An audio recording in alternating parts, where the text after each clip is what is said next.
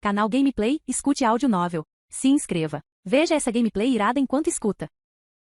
Sistema de Inteligência Diária. Parte 41. Capítulo 302. O comboio entrou lentamente na cidade do sul, onde as ruas foram gradualmente se alargando e o número de pedestres aumentando. A cena diante de Mary a deixou atônita. A praça da cidade sul já estava tomando forma. Embora não houvesse muitos prédios, eles estavam dispostos de forma organizada. E os vendedores haviam montado barracas temporárias em grupos de 2 ou 3 ao longo dos dois lados da rua pavimentada com pedras. Gritos subiam e desciam. O ar era uma mistura de frutas secas doces e peixe defumado saboroso, e à distância, ela conseguia até mesmo sentir um leve aroma de hidromel. Venham ver o tecido de algodão do sul, tão fino quanto flocos de neve. Peixe defumado fresco, recém-seco do lago de Maré Vermelha. Passas hidromel, especialidade da Zona Sul. A venda ambulante, a barganha e as risadas se entrelaçavam, criando uma atmosfera animada da qual Mary sentia muita falta. Maria, por ser filha de um comerciante, tinha um olhar mais perspicaz do que os outros. Aqueles finos tecidos de algodão branco devem ter vindo das prósperas regiões do sul, e aquela cesta de passas e especiarias também seguiu a rota comercial do sul. Mas também havia especialidades locais da Maré Vermelha, peixe defumado, hidromel e utensílios rústicos de madeira.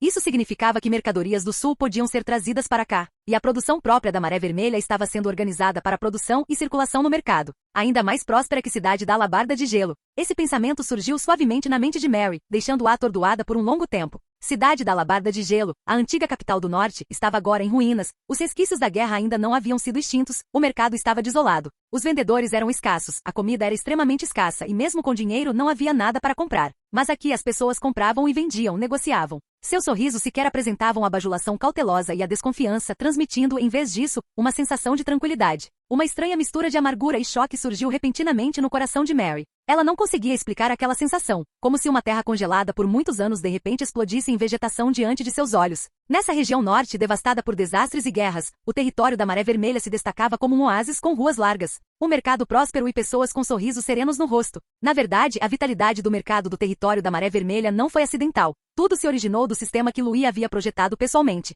Não era como cidade da Alabarda de Gelo, com sua escassez de mercadorias, nem como Sul, onde os nobres exploravam o povo. Quase todos os recursos do território da Maré Vermelha estavam nas mãos da mansão do Lorde: grãos, minério de ferro, madeira, poções e até mesmo sal mais básico. Tudo precisava ser registrado e alocado através do escritório de coordenação de materiais. Grandes quantidades de materiais não podiam ser comercializadas livremente. Grãos, combustível, minerais, etc., foram priorizados para o exército, equipes de construção, fazendas e oficinas. Todas as famílias foram cadastradas junto ao governo e receberam rações e sal com comprovantes de distribuição. Os refugiados recém-chegados recebiam inicialmente um sistema de acolhimento básico, abrigo aquecido e subsídios para mingau quente, mas para obterem mais, tinham de trabalhar com as próprias mãos. Trabalho em troca de comida. Essa era a regra de ouro do território da Maré Vermelha. O olhar de Mary recaiu sobre uma esquina, onde um grupo de jovens refugiados recém-chegados carregava tijolos de pedra cinzenta. Pareciam cansados, mas não tinham queixas. Ao lado deles, um funcionário usando o emblema da mansão do senhor registrava suas horas de trabalho. Para cada tarefa concluída, os trabalhadores recebiam vales de alocação adicionais ou até mesmo algumas moedas de cobre brilhantes.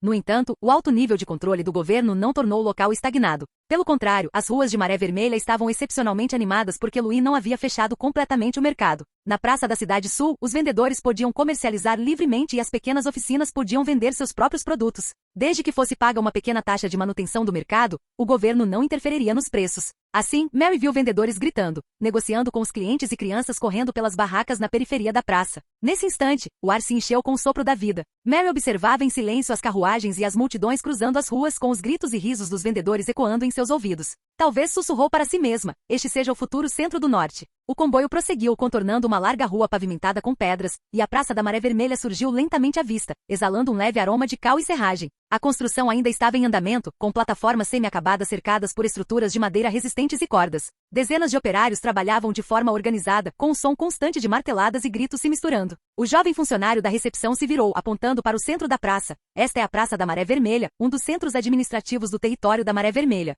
Sua voz se elevou ligeiramente com entusiasmo. Este será o coração mais importante do território da Maré Vermelha. Todos os decretos, ordens de mobilização e alocações de material serão anunciados aqui primeiro, e qualquer pessoa poderá vir diretamente vê-los. Mary olhou para cima e viu uma coluna imponente de um boletim informativo, cujos caracteres impressos em tinta se destacavam particularmente sob a luz do sol. Ordem de alocação de grãos e forragem. Ordem de mobilização para a aragem da primavera. Diversos funcionários civis estavam em frente à coluna, lendo em voz alta os decretos mais recentes. Muitas pessoas comuns se reuniram ao redor, algumas segurando crianças, outras carregando cestos de bambu, todas com semblantes concentrados. O segundo lote de grãos e forragem deste mês será distribuído na praça antes do dia 17. Por favor, venham com seus comprovantes de distribuição para retirá-los. Ordem de mobilização para aragem de primavera. Todos os residentes com idades entre 16 e 30 anos que se inscreverem para atividades agrícolas receberão subsídios adicionais e cotas de alimentos do território da Maré Vermelha. As vozes dos oficiais eram altas e claras, fazendo pausas ocasionais para permitir que o público assimilasse as informações. Os cavaleiros da Maré Vermelha mantinham a ordem silenciosamente nas proximidades.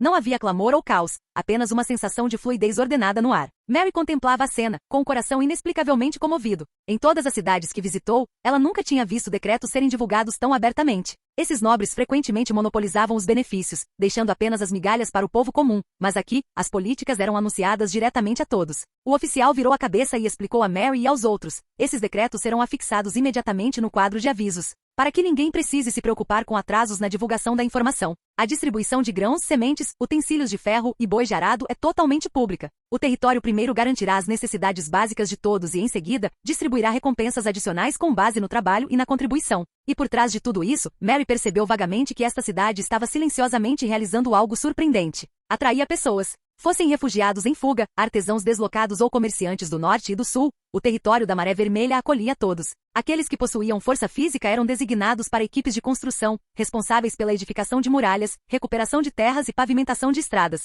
Aqueles que possuíam habilidades eram enviados para oficinas, fazendas e institutos de poções, tornando-se técnicos da Maré Vermelha. Enquanto isso, os comerciantes do sul estavam fazendo fortuna na praça da cidade sul. Enquanto Mary refletia, o comboio passou lentamente pela extremidade da praça, e um alto edifício de madeira e pedra emergiu da névoa. Aquele é o centro administrativo, disse o jovem funcionário, apontando para o prédio alto. No futuro, se vocês tiverem algum problema, como moradia, registro de domicílio, distribuição de benefícios ou educação, vocês deverão se registrar e resolver tudo aqui. Mary olhou para cima e viu o prédio de 3 andares, majestoso e alto, com suas paredes externas feitas de uma alternância de pedra cinza e cedro, peitores de janelas incrustados com detalhes em ouro escuro e o emblema do sol da Maré Vermelha esculpido em sua fachada. Em frente ao prédio, funcionários com uniformes vermelhos entravam e saíam, carregando dossiês com passos leves e expressões concentradas. Não havia conversa fiada nem caos, os sussurros ocasionais serviam apenas para confirmar informações. A voz do jovem funcionário carregava um toque de orgulho. Nosso território da Maré Vermelha ainda é pequeno, mas o sistema administrativo já foi estabelecido. Cadastro domiciliar, assuntos militares, agricultura, educação, alocação de oficinas, cada item tem um responsável específico. Todas as decisões e a destinação de todos os recursos são registradas em um boletim acessível a todos. Ali os cavaleiros da Maré Vermelha mantinham a ordem, os trabalhadores se ocupavam com a construção e os funcionários do centro administrativo trabalhavam sem parar.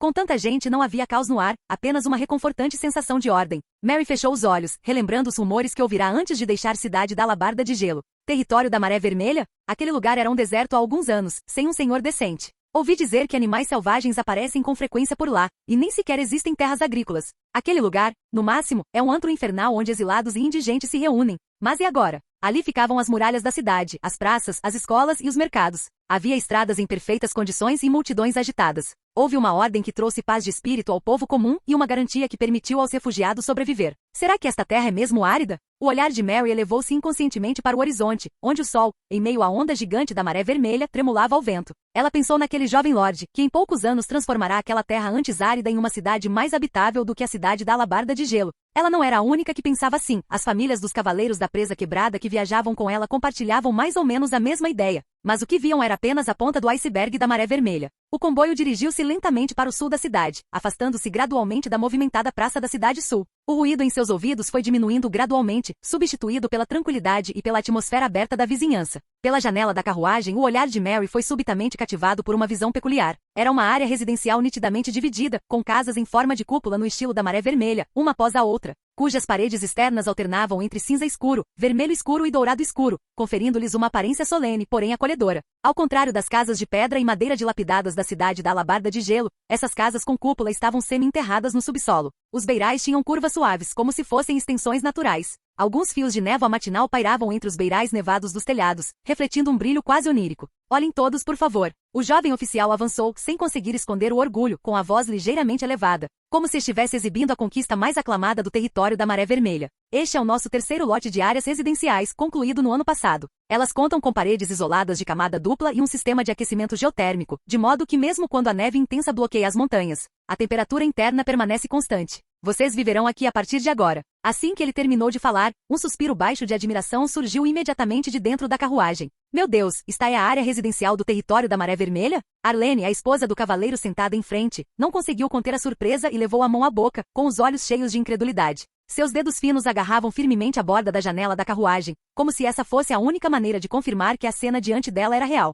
Vários membros mais jovens da família não conseguiram mais se conter e simplesmente se inclinaram para fora, esticando o pescoço para observar. Seus lenços na cabeça esvoaçavam suavemente na brisa da manhã, e até mesmo seus lóbulos das orelhas estavam vermelhos de frio, mas nenhum deles recuou. Será que estas são mesmo as casas que nos foram atribuídas? Uma senhora mais velha, sentada num canto da carruagem, falava com a voz trêmula, com medo de acordar de um belo sonho no segundo seguinte. Não será só para nós vermos, não é? Será que realmente poderemos morar nelas? O ambiente subitamente ficou mais animado, e o jovem funcionário claramente gostou da reação, acrescentando: cada casa em forma de cúpula possui cozinha independente, salas de estar de 2 andares e no inverno, também há subsídios geotérmicos e reservatórios isolados de água quente. Lord Louis disse certa vez. Ele fez uma pequena pausa, baixando a voz e imitando o tom de Louis. Os cavaleiros lutam desesperadamente na linha de frente. Então suas famílias deveriam viver melhor do que as outras. Essas palavras fluíram para o coração de Maria como uma correnteza quente. Ela abraçou Irene com força, sentindo uma leve ardência no nariz, mas não conseguiu dizer uma palavra. As rodas rolaram sobre a estrada de pedra azul, produzindo um som lento e retumbante.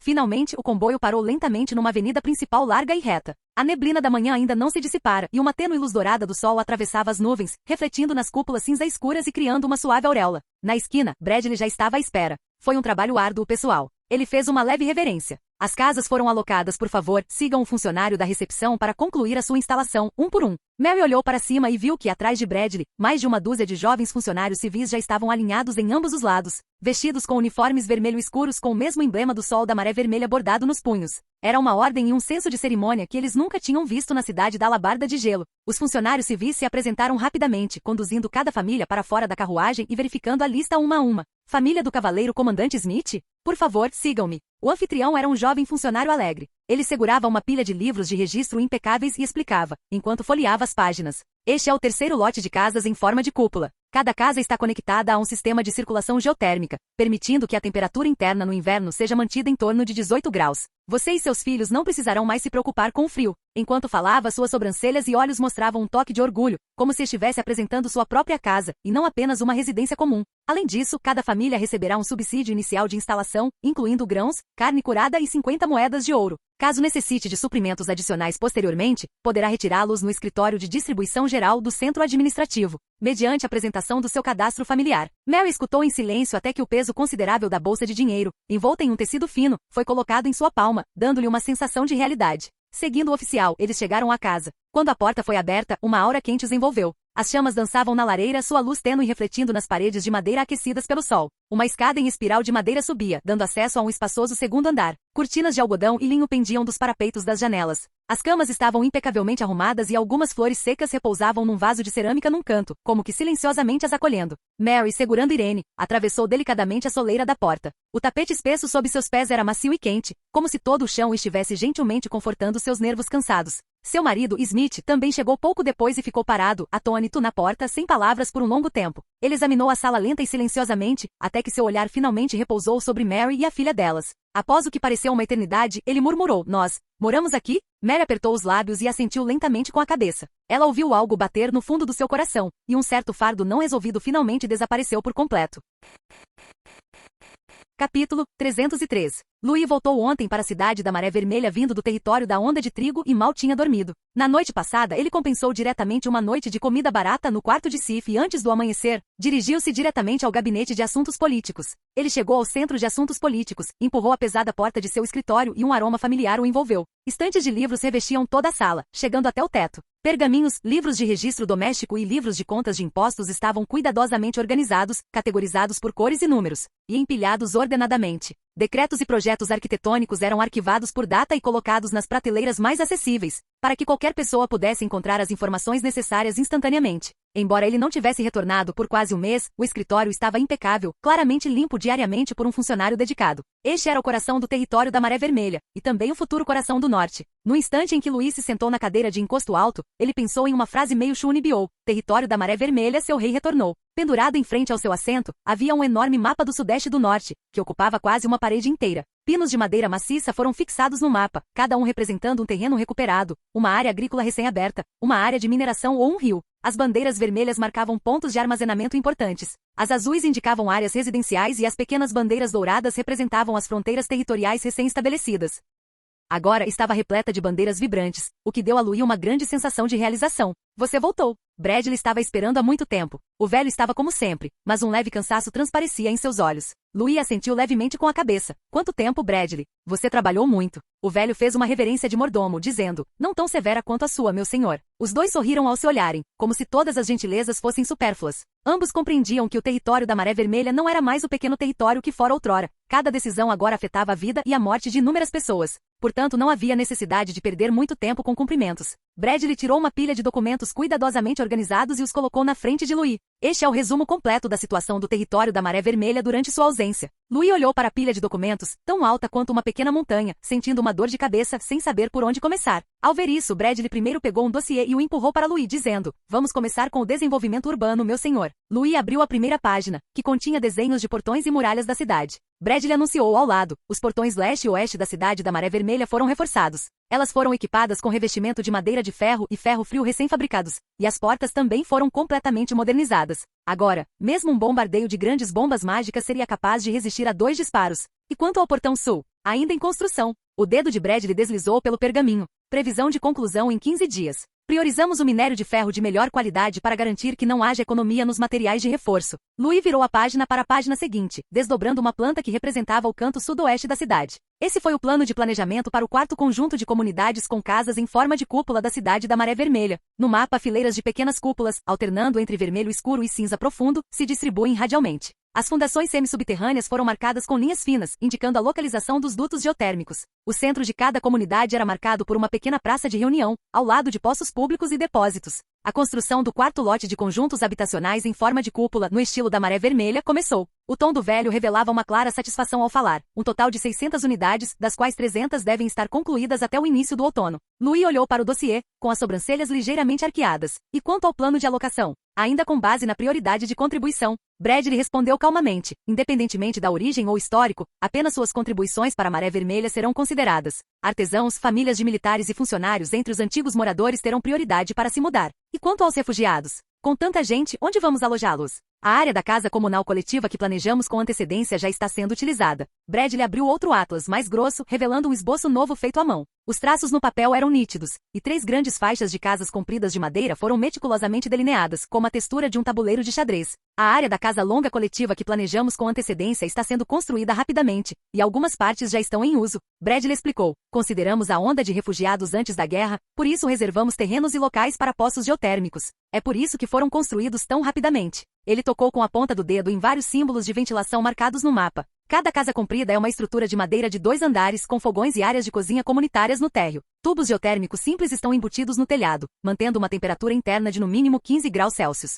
Cada casa comprida pode acomodar de 30 a 40 pessoas e está equipada com armários de madeira padronizados, à prova de fogo, umidade e roubo. O primeiro lote construiu um total de 600 unidades, o suficiente para abrigar mais de 20.000 pessoas. Bradley virou para outra página, apontando para as anotações detalhadas ao lado. Estas são as localizações dos pontos de distribuição de mingau, estações de ervas, poços públicos e valas de esgoto. De acordo com a planta, as 3 áreas da casa comunal são autossuficientes e não interferirão umas com as outras. As sobrancelhas de Louis relaxaram lentamente. Pelo menos eles não vão mais dormir na neve. Em seguida, ele virou para a página seguinte. O mapa retratava o território da Onda de Trigo. Um lampejo de admiração brilhou nos olhos de Bradley. O território da Onda de Trigo, como principal celeiro da Maré Vermelha, já começou a se expandir com 2 novos complexos de armazenamento, com capacidade total de 75.000 toneladas de grãos. O desenho no dossiê foi desdobrado lentamente por Louis, retratando o território da Onda de Trigo com excepcional clareza. Ao norte ficava o primeiro celeiro, já em uso, com suas grossas paredes de pedra e isolamento subterrâneo meticulosamente planejado. Nos 2 terrenos baldios a sudoeste, foram marcadas as localizações de 2 novos celeiros semi-subterrâneos,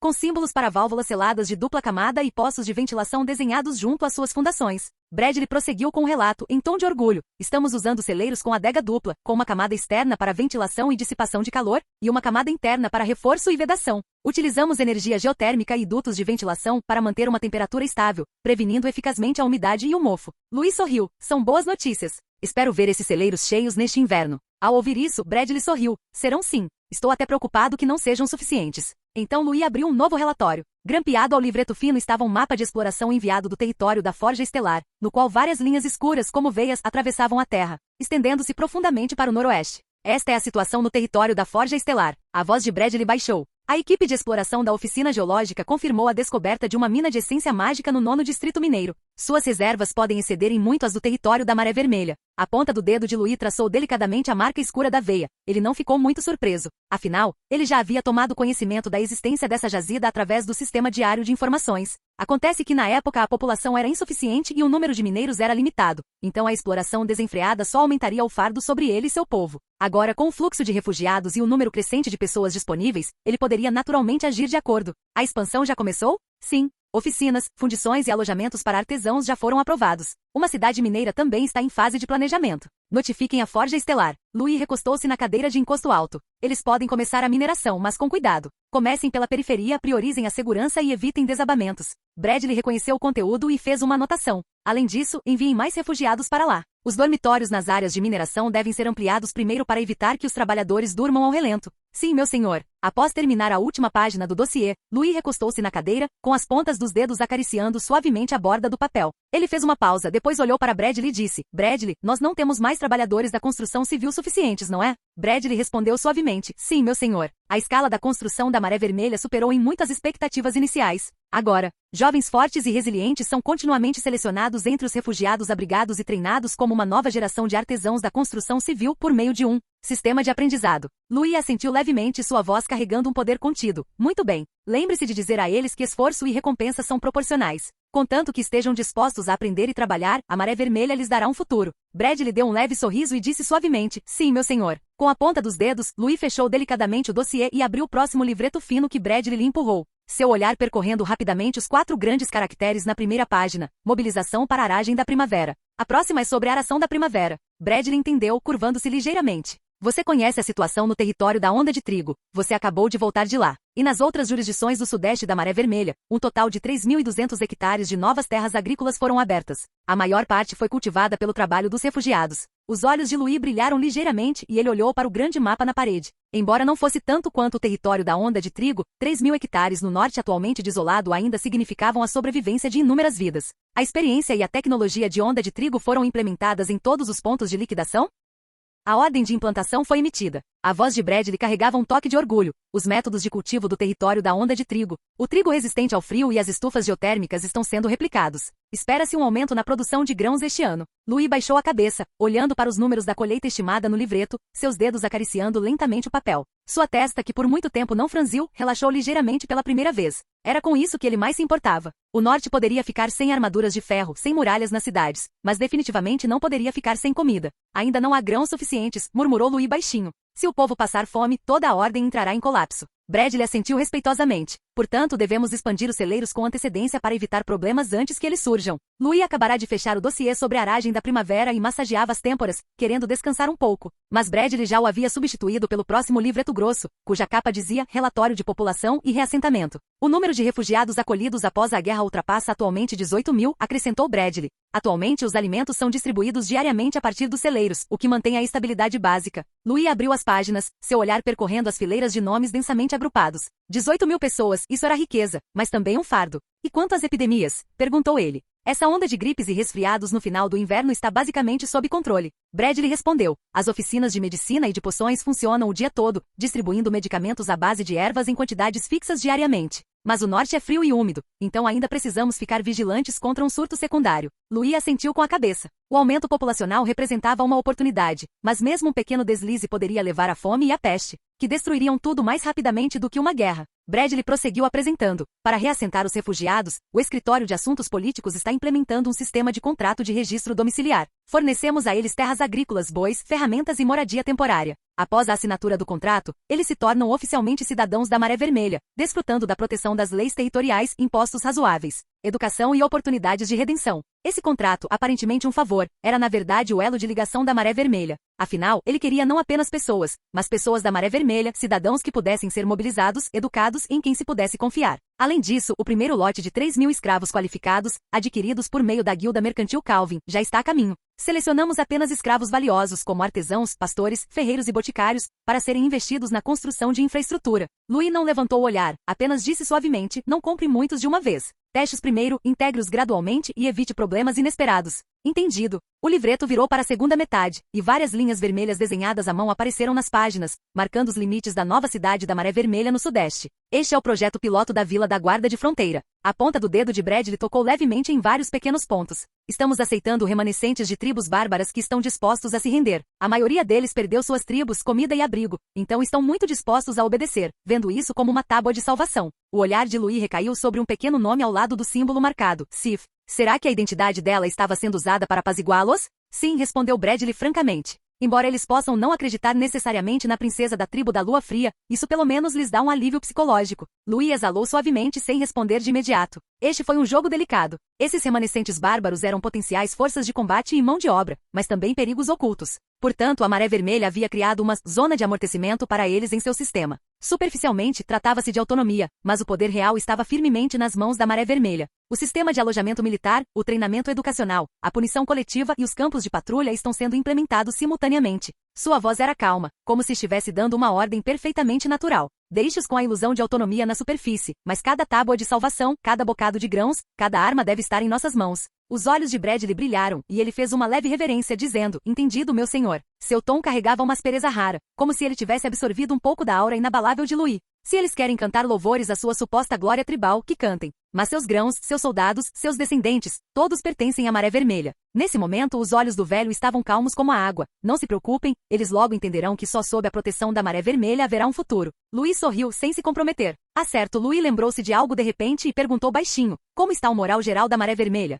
Mais alto do que nunca, meu senhor. O velho ergueu lentamente o olhar para o jovem lorde sentado atrás da escrivaninha, a voz embargada pela emoção, como se falasse em nome de inúmeras pessoas da Maré Vermelha. Sejam eles novos refugiados ou antigos moradores da Maré Vermelha, todos eles entendem que estão vivos hoje graças a vocês. Ele baixou ligeiramente a cabeça. Chamam-te de Sol do Norte. Os lábios de Louis se curvaram ligeiramente, mas ele não respondeu. Bradley percebeu isso e continuou. Eles sentem que, contanto que trabalhem duro sob sua proteção, serão recompensados. Os refugiados que fugiram da guerra e da fome dizem que o território da Maré Vermelha é o único lugar onde se pode vislumbrar um futuro. E nesse instante, a luz da manhã que entrava pela janela atravessou as nuvens densas, projetando um tênue risco dourado que caiu precisamente sobre o mapa.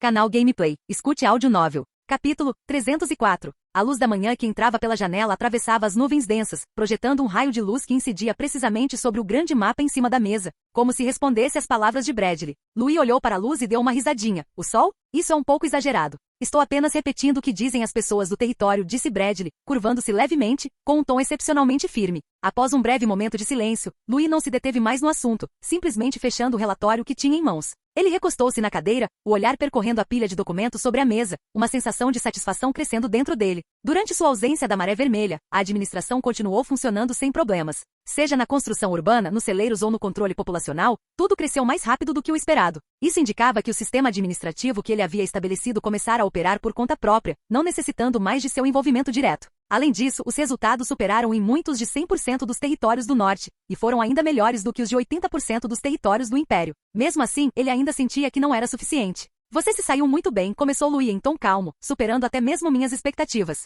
Bradley deu um leve sorriso, mas não reivindicou o mérito, limitando-se a fazer uma reverência. Mas quanto à administração, tenho uma ideia, disse Louis calmamente. Por favor, fale, meu senhor, respondeu Bradley, rapidamente pegando seu caderno pessoal, pronto para anotar cada palavra. Primeiro, começou Louis lentamente, devemos reestruturar completamente a estrutura governamental da Maré Vermelha. Haverá uma divisão em 2 níveis com autoridade central e local. De 2 andares? Bradley franziu a testa. Sim, a autoridade central ficará na cidade principal da Maré Vermelha, disse Louis, apontando para o mapa sobre a mesa. Governarei diretamente todo o território com todo o poder militar, político e financeiro centralizado. Todos os decretos serão emitidos daqui e entregues rapidamente, sem permitir dissidência. Quanto ao nível local, os funcionários serão nomeados diretamente. Serão responsáveis apenas pela execução dos decretos centrais e não terão qualquer poder legislativo. Cada grão de alimento, cada estrada, cada soldado deverá ser controlado pela autoridade central. Bradley não pôde deixar de murmurar em admiração. Dessa forma, o perigo oculto da governança caótica pode de fato ser completamente erradicado. Exatamente, disse Louis em tom severo. O povo do território obedecerá à própria Maré Vermelha, não às autoridades locais. Em segundo lugar, disse Louis soltando um suspiro suave e mudando de assunto. Quero centralizar e subdividir os assuntos administrativos. Bradley pegou rapidamente sua caneta. Por favor, explique melhor, meu senhor. Por exemplo, o Departamento de Assuntos Agrícolas, o Departamento de Artesanato, o Departamento de Comércio, o Departamento de Educação, o Departamento de Defesa, o Departamento de Assuntos Civis, o Departamento de Saúde, etc. Enumerou Louis 7 nomes que ele já havia concebido há muito tempo. Bradley ergueu os olhos. Meu senhor, isto é semelhante ao sistema departamental do Império. Não, não é. Louis balançou a cabeça. A decadência do Império reside na sua divisão do trabalho sem prestação de contas com títulos, mas sem ninguém verdadeiramente responsável. Exijo que cada departamento gerencie uma questão prática específica e estabeleça um mecanismo de avaliação. O Departamento de Assuntos Agrícolas supervisionará o cultivo e os celeiros. Aragem na primavera, colheita no outono, distribuição de sementes e ferramentas agrícolas, construção de canais de irrigação e estufas, garantindo que o povo comum tenha comida para comer durante as 4 estações do ano. Portanto, o teste deles será se eles conseguem alimentar mais pessoas. O Departamento de Artesanato ficará responsável pelas oficinas e atividades manuais. Ferreiros, carpinteiros, alquimistas, etc., estarão todos sob seu comando, responsáveis por armaduras, armas, ferramentas agrícolas, maquinário, bem como pela construção de muralhas e pontes da cidade e invenções. Toda a produção e o trabalho artesanal serão gerenciados por este departamento. Quem tentar burlar as regras certamente será punido, e quem criar novas ferramentas ou novos métodos será amplamente recompensado. O Departamento de Comércio supervisionará o comércio e a circulação de mercadorias. Impostos de mercado, caravanas de comerciantes e postos de controle nas estradas serão todos mantidos por eles, garantindo o fluxo contínuo de mercadorias entre a Maré Vermelha e o Norte e o Sul. O Departamento de Educação será responsável por esclarecer e nutrir talentos, cultivando indivíduos para a Maré Vermelha. O projeto criará escolas para ensinar alfabetização e aritmética às crianças, treinará funcionários administrativos que saibam ler e escrever, preenchendo a lacuna de talentos no território da Maré Vermelha. Também promulgará leis conscientizando o povo sobre as regras, e quando chegar a hora certa, popularizará a alfabetização. O Departamento de Defesa será responsável pela defesa e pela ordem pública. Isso será gerenciado pelo Exército, e eu pedirei a Lambert que organize tudo. Será responsável pelo treinamento de soldados comuns e cavaleiros aprendizes, patrulhas urbanas, repressão a bandidos e defesa de fronteiras contra crises menores, garantindo a ordem dentro da Maré Vermelha. O Departamento de Assuntos Civis irá registrar os cadastros de domicílios e alocar os terrenos. A organização acolherá pessoas deslocadas, providenciará alojamento, cobrará impostos razoáveis e garantirá que todos tenham uma residência registrada e um lugar para morar. O Departamento de Saúde ficará responsável pela prevenção de epidemias e pelo saneamento territorial. A organização irá gerir materiais medicinais, manter contato com médicos e estabelecer postos de prevenção de epidemias. Caso ocorra uma epidemia, isolará e tratará imediatamente os afetados, salvaguardando assim a sobrevivência da população da Maré Vermelha. Bradley escrevia furiosamente, registrando cada palavra dita por Louis sem erro. Embora sua mente ainda não tivesse assimilado completamente, ele compreendeu que era extremamente importante, resultado da profunda reflexão de Louis. Louis prosseguiu sem pressa, e eles devem me enviar relatórios mensais e serem avaliados anualmente. Aqueles que falharem serão rebaixados e punidos, enquanto os que tiverem mérito serão recompensados e promovidos. A Ordem da Maré Vermelha não tolera negligência. É claro que a autoridade central é apenas a espinha dorsal, sem as mãos e os pés locais para executar. Mesmo as melhores políticas não passam de palavras vazias. O sistema local também precisa ser estabelecido. Louis não deu a Bradley nenhuma chance de respirar, continuando. Cada território subordinado deve ter um supervisor, que é o mais alto funcionário local nomeado pelo senhor. Eles devem cumprir rigorosamente os decretos centrais, como a manutenção da ordem pública e a arrecadação de impostos. Serão acompanhados por um supervisor assistente, que poderá substituí-los quando necessário. Ele fez uma pausa com a ponta do dedo percorrendo Onda de Trigo, Forja Estelar e outros lugares no mapa. Abaixo deles, haverá outros funcionários subordinados, correspondentes aos assuntos dos 7 departamentos. O oficial de assuntos agrícolas monitorará o cultivo e as colheitas. Os inspetores manterão a ordem pública local e os cobradores de impostos serão responsáveis pelos impostos e pelo comércio. Todas essas pessoas serão nomeadas pela autoridade central, não sendo permitidas nomeações privadas ou transferências locais. Bradley assentiu levemente com a cabeça, enquanto sua caneta riscava o pergaminho. Os decretos devem fluir sem problemas, disse Louis em voz baixa. Devem ser entregues a tempo. Cada decreto deve ser transmitido às áreas locais por um cavaleiro o mais rápido possível. Os supervisores também devem apresentar relatórios administrativos mensais, detalhando claramente assuntos como alimentação, impostos, ordem pública e outros. Além disso, a cada trimestre, eles devem comparecer pessoalmente à Maré Vermelha para relatar a administração de seu território, não deixando espaço para ambiguidades. A luz da manhã, vinda de fora da janela, iluminava o perfil de Louis, delineando uma curva acentuada. Cada departamento central deve enviar pessoas para inspecionar, e o departamento de supervisão também deve realizar inspeções independentes, uma dupla supervisão, para que ninguém passe despercebido. Bradley respondeu suavemente, meu senhor, o senhor realmente pretende estender a mão da Maré Vermelha a cada centímetro de terra. O tom de Louis era frio, só assim a ordem que eu estabelecer não será facilmente abalada.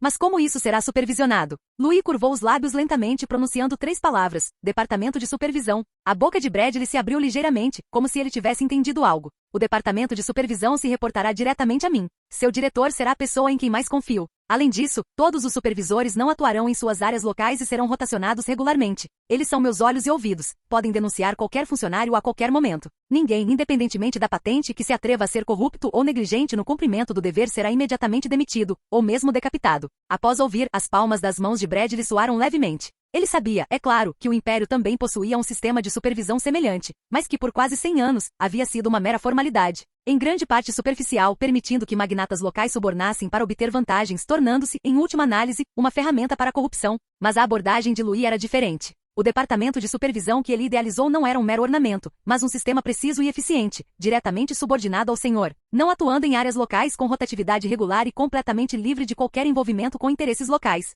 Mais importante ainda, comunicação imediata e demissão imediata. Isso significava que uma vez que alguém buscasse ganhos ilícitos, não haveria necessidade de relatórios em todos os níveis, nem de esperar por aprovações demoradas. Essa pessoa poderia ser demitida imediatamente. Uma emoção complexa invadiu o coração de Bradley. O pensamento desse jovem lord era muito mais rigoroso e executável do que o antigo sistema imperial. Não era apenas um tigre de papel, mas sim uma espada afiada que pairava constantemente sobre as cabeças das autoridades. Em comparação com a supervisão frouxa e grosseira do Império, este era verdadeiramente o meio de controlar todos os funcionários. Meu senhor é verdadeiramente um talento para governar o mundo, ele murmurou em seu coração, olhando para o jovem atrás da mesa, sentindo-se imensamente afortunado por poder seguir tal lorde em sua vida. Enquanto Bradley ainda estava em estado de choque, o tom de Louis mudou. Há mais uma coisa que você deve observar. O velho imediatamente pegou sua caneta, inclinando-se ligeiramente para frente, com medo de perder uma única palavra. Assim que todos os departamentos estiverem devidamente organizados e a estrutura estiver construída, quero que apresentem um plano de 5 anos. Bradley fez uma pausa, a ponta da caneta pairando sobre o pergaminho, aparentemente sem entender. Louis ignorou sua expressão e continuou. Medidas de curto prazo podem, na melhor das hipóteses, aliviar as dificuldades imediatas, mas não podem lançar uma base sólida a longo prazo. Para que a Operação Maré Vermelha avance, é necessário um plano, para que a população do território saiba o que precisa ser feito e para onde ir nos próximos 5 anos. Louis fez uma pausa e ponderou, por exemplo, quantos hectares de terra a agricultura precisa expandir, quanta capacidade os celeiros precisam ter, quantas oficinas precisam ser construídas, quanto a população vai aumentar, quantos funcionários as escolas podem formar e quanto o exército pode expandir. E a necessidade disso você deve entender. Se nos concentrarmos apenas nas colheitas anuais e sazonais, Maré Vermelha permanecerá para sempre apenas um posto avançado de sobrevivência no deserto do norte. Se tivermos um plano a longo prazo, mesmo que o vento e a neve sejam fortes, ainda poderemos vislumbrar o caminho para o futuro. Nesse instante, Bradley compreendeu. Nesse instante, os pensamentos e planos de Louis eram os de um rei, traçando o futuro de Maré Vermelha e até mesmo de todo o norte. E Louis recostou-se na cadeira com a voz calma. Estou apenas sugerindo direções. Os objetivos específicos ainda precisam ser propostos por cada departamento. Mas elas devem ser definidas após investigação, e não inventadas arbitrariamente para exagerar as conquistas. É claro que a etapa final será a minha avaliação. Não havia qualquer indício de exagero em seu tom, apenas uma abordagem prática que inspirava confiança. Bradley inclinou levemente a cabeça, entendo. Uma emoção complexa invadiu o coração do velho. Este jovem lord não só possuía uma extraordinária perspicácia, como também compreendia a importância de não se precipitar no sucesso, garantindo que os decretos não se tornassem meras palavras. Então Bradley ficou em silêncio por um momento, como se estivesse escolhendo cuidadosamente as palavras. Meu senhor, ele inclinou-se ligeiramente para frente, com um tom hesitante, além da integração administrativa e do plano quinquenal. Há outra questão que vale a pena considerar, a anexação dos territórios dos nobres menores vizinhos. Louis ouviu isso e zombou desdenhosamente. De fato, embora já controlemos a maior parte dos territórios do Sudeste, eles ainda estão dispersos e não conseguem conectar nossos próprios territórios. Muitas facções nobres menores já estão dizimadas. A praga de insetos e a guerra consumiram quase metade de sua força de trabalho e terras. Os celeiros estão vazios, as minas desabaram e 7 ou 8 em cada 10 ordens de cavaleiros foram aniquiladas. O pouco que eles conseguem manter agora não se deve à sua própria força, mas ao apoio da nossa Maré Vermelha. Em outras palavras, parecem independentes, mas na realidade já são bolsos presos à nossa cintura. O que quer que desejemos, basta estendermos a mão e pegarmos. E uma vez que essas localizações estratégicas estejam em nosso poder, a Maré Vermelha poderá formar uma área completa e unificada. Então, este Sudeste caótico será completamente transformado em um núcleo integrado de ordem e nesse momento, teremos a capacidade de engolir todo o Norte, tornando-nos o verdadeiro Senhor do Norte. Seu tom era calmo, mas carregava uma determinação arrepiante. O território da Maré Vermelha deveria tomar a iniciativa de anexá-los gradualmente por meio de trocas, cooperação ou mesmo força. Ele então começou a detalhar os métodos, como se estivesse descrevendo meticulosamente uma vitória garantida. Podemos usar alguns territórios e recursos periféricos para trocá-los por suas localizações estratégicas. A ponta do dedo de Louis traçou levemente várias áreas no mapa, ou propor desenvolvimento conjunto e construção de território compartilhado, fazendo-os enxergar o lucro e, assim, renunciando voluntariamente à sua autoridade. Louis ponderou por um momento e continuou. Primeiro o abastecimento, depois a restrição.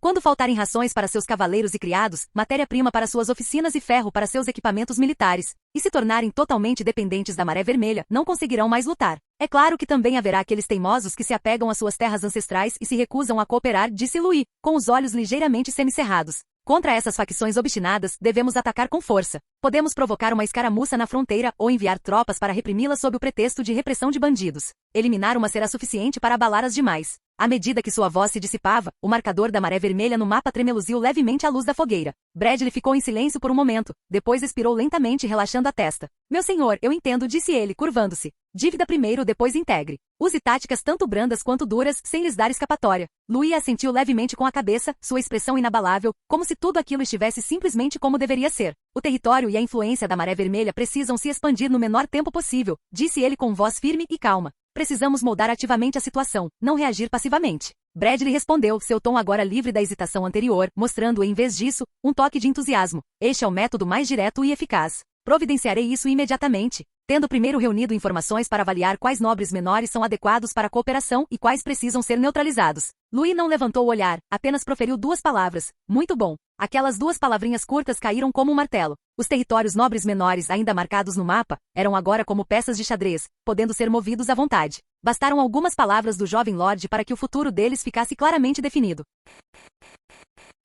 Capítulo 305. Dentro do salão de assuntos políticos, o mapa sobre a longa mesa estava estendido, a luz de velas refletindo no pergaminho, revelando marcações nítidas de várias cores. Bradley, caneta na mão, circulou um ponto, com a voz firme. A maioria dos territórios que precisam ser trocados está concentrada ao redor do território da Maré Vermelha. Dessa forma, todos os locais estratégicos podem ser integrados em uma rede rodoviária completa, o que não só facilitará as viagens, mas também tornará mais fácil o estabelecimento de fortalezas defensivas no futuro. Vários funcionários assentiram com a cabeça, acrescentando informações continuamente. No entanto, seus olhares ainda ocasionalmente se detinham em algumas marcas vermelhas. Essas áreas eram remotas e áridas, não fazendo fronteira com cursos d'água nem estando conectadas a rotas comerciais. Em comparação com as terras prósperas vizinhas, elas não valiam nada. Por fim, um jovem funcionário não conseguiu se conter e falou baixinho. Esses lugares parecem banais. Antes que ele terminasse, um funcionário mais velho ao seu lado tossiu em tom severo. Cuidado com o que diz. Essas marcações foram feitas pessoalmente por Lord Louis. Você já ouviu cometer um erro? O jovem funcionário estremeceu, depois baixou a cabeça com o rosto corado. Bradley viu, mas sua expressão permaneceu inalterada enquanto dizia: não conseguimos compreender as ordens de Lord Louis, o que apenas demonstra nossa visão limitada. Lembrem-se, nosso dever é executar, não questionar. Um silêncio profundo pairou no salão por um instante, e todos baixaram a cabeça. É claro que Louis não os marcou aleatoriamente. Ele usou o sistema diário de inteligência para coletar informações sobre a maioria dos recursos secretos nas áreas circundantes. Ele só demarcava lugares que tinham valor estratégico. Algumas possuíam veios de essência magmática enterrados no subsolo, algumas abrigavam plantas ou criaturas mágicas raras, e outras eram centros de transporte estratégicos escondidos. O que à primeira vista parecia ser colinas áridas e um terreno baldio, na verdade, poderia influenciar todo o futuro do território da Maré Vermelha. É claro que Louis não revelaria os verdadeiros motivos a esses oficiais, mas deixaria que eles os interpretassem por si mesmos, assim como o sol não explica por que brilha. Após um breve silêncio, Bradley falou novamente. A estratégia de negociação se divide em 3 etapas. Primeiro, a cortesia. Use outros territórios, grãos e moedas de ouro como moeda de troca para negociar com esses nobres menores. Faça-os sentir que fizeram um bom negócio e eles assinarão um contrato de bom grado. Ele fez uma pausa, batendo levemente com o dedo no mapa. Em segundo lugar, se ainda assim hesitarem, cortem-lhes o fornecimento vital, grãos, ferro ou matérias-primas necessárias para suas oficinas. Esses recursos vitais são todos controlados pela Maré Vermelha. Deixe-os provar o que é perder, e eventualmente eles virão bater à sua porta. Por fim, a voz de Bradley tornou-se mais fria. Por último, se alguém continuar teimosamente inflexível, relate o fato a Lord Louis e sob o pretexto de defender-se contra bárbaros, envie tropas para tomar o local. Um único golpe será suficiente para que os outros entendam o custo. Claro, é melhor não chegar a esse ponto, pois isso faria Lord Louis pensar que somos incompetentes demais. Os oficiais ouviram atentamente, depois todos baixaram a cabeça e responderam solenemente, entendido. Após uma rodada final de deduções e cálculos precisos, a lista de enviados especiais foi finalizada. Eles partiriam com contratos que simbolizavam a boa vontade, embarcando nessa jornada de cortesia antes da força. A leste do território da Maré Vermelha, ao longo do penhasco isolado das terras altas do Uivo do Vento, ficava um pequeno território chamado Encosta da Videira Sombria. Era uma região estreita e árida, sem rotas comerciais ao redor, e além de cipós que podiam ser usados para fazer cordas, praticamente não possuía recursos, com apenas cerca de 100 habitantes. Mas, de acordo com o sistema diário de inteligência, uma planta mágica muito rara, a flor de seda do abismo, estava escondida na encosta do penhasco. Essa era uma planta mágica que só crescia em ambientes extremos. Se cuidadosamente refinada, ela seria a base para a próxima geração de bombas mágicas. Essas terras pertenciam a um barão chamado Vilon Garris. Um pária da família como Louis, que fora expulso para o norte devido à ordem de desenvolvimento da fronteira norte. Ao saber da chegada de um enviado especial do território da Maré Vermelha, o Barão Villon ofereceu o maior banquete que seu território já vira em seu velho castelo dilapidado. Sedas do sul foram penduradas temporariamente no salão desgastado, e sacos empilhados nos cantos foram cobertos com esteiras de palha, dando ao local uma aparência decente à distância. Ele ordenou a seus servos que trouxessem as únicas 3 garrafas de vinho que restavam em sua casa, diluídas com mel, e abateu suas poucas ovelhas gordas. Foram cortados em 2 porções, grelhados no carvão e cozidos lentamente e temperados abundantemente com especiarias, como se ele quisesse usar o sabor picante e o aroma para mascarar o frio que se infiltrava pelas rachaduras não reparadas do telhado e pelas frestas nas paredes deste lugar desolado, que não havia sido consertado em 3 meses. Até mesmo as taças de prata danificadas foram polidas e brilhando, sendo dispostas cuidadosamente sobre a mesa. Não era para se exibir, mas sim para demonstrar respeito. Villon sabia muito bem que a sobrevivência de seu território já estava silenciosamente ligada ao vagão de grãos do território da Maré Vermelha. Grãos, sementes, utensílios de ferro, sal, quase todos os suprimentos necessários para sustentar os meios de subsistência e operar a Ordem dos Cavaleiros, 90%, vinham das rotas comerciais da Maré Vermelha. Se ele perdesse o favor de Maré Vermelha, seu suposto status de nobre não valeria nem meio centavo de cobre. Além disso, o enviado especial desta vez foi Owen Grailan, pessoalmente despachado pela Maré Vermelha, considerado um indivíduo de grande confiança por Lord Louis. Mesmo que Villon tivesse dúvidas, naquele momento ele só pôde responder com um sorriso. Afinal, neste norte, reconstruído em meio à neve e aos ossos, ele sabia muito bem quem realmente controlava a situação agora.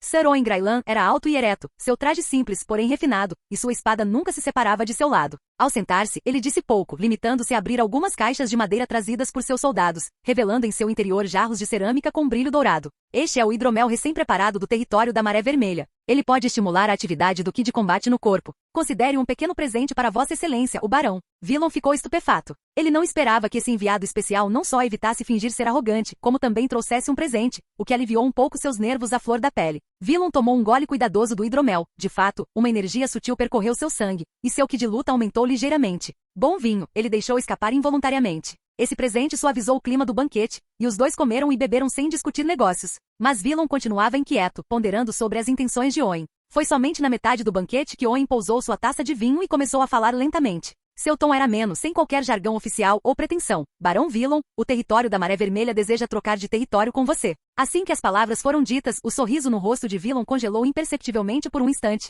Ele rapidamente recuperou a compostura, chegando até a se servir de uma taça de vinho, mas seu coração já estava em turbilhão. Assim, eles tinham os olhos fixos nesta terra miserável sob seus pés. À primeira vista, sempre parecia envolto em névoa, o que lhe conferia uma aura misteriosa, mas ele sabia melhor do que ninguém o quão terrível era aquele lugar. Quase não se produzia grãos, o solo era estéril e a colheita anual não era suficiente nem para alimentar o gado. Durante 3 meses inteiros, a luz do sol não conseguia penetrar, e a névoa pairava entre as copas das árvores como suspiros dos mortos. Alguns cavaleiros chegaram a relatar ter visto espectros, o que alarmou metade do território na época. E o mais importante era que aquele lugar simplesmente não podia ser desenvolvido, não tinha recursos de forma alguma. Ele enviou pessoas para tentar cortar a vegetação, mas em 2 dias tudo virou cinzas. Tentou construir uma fortaleza, mas os alicerces sempre desabavam. O único recurso disponível era um tipo de trepadeira que podia ser usada como corda, a qual ele utilizava para trocar por suprimentos com o território da Maré Vermelha. A reivindicação leviana desse território foi o seu maior erro desde que obteve a qualificação para desenvolver a fronteira norte. Então, naquele momento, quando o povo do território da Maré Vermelha se ofereceu para trocar aquelas terras, sua primeira reação não foi de raiva,